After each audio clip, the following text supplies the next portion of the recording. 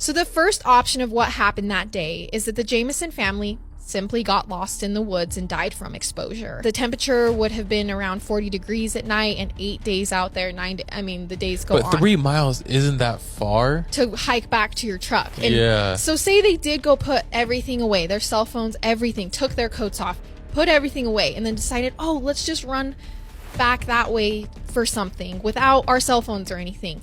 Yeah, that's weird.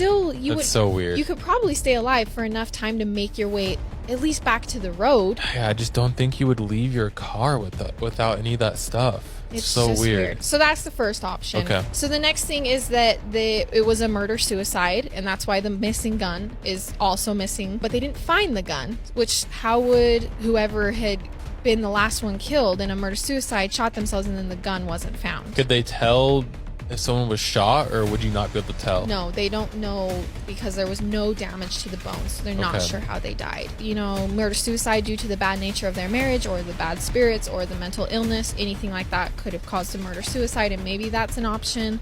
I don't think it is because, I feel like they would have found the gun. Mm-hmm. The next theory is that they were on drugs and were unaware of what they were doing and just wandered off that day, or were not doing it in a sane mind, drove up there, wandered off, couldn't make their way back because they were under the influence. I don't know. That does seem to tie in a little bit to the weird surveillance camera, but also maybe they were just in a fight and loading the car and not looking at each other. You know what I mean? The next and last theory is that the family was targeted and murdered by someone. Someone followed them up that day, someone found them and had ill intention and murdered them. There's even talk that maybe there was a cult that had targeted her because she was claiming she was a witch, and they had followed them up there that day and done it. But truth is, we have no evidence pointing to any of these gosh. theories.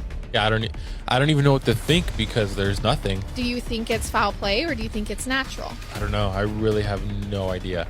I don't think it's natural. Even if it wasn't that they knew the person, maybe it was just someone who lived off grid or something and found them, or they got in a fight with someone or something happened where that would explain they were packed up getting ready to leave and then they met foul play, or they were taken away by gunpoint and that's why there's no evidence of a struggle. Yeah, I really don't know. I honestly have no idea because there's so many holes.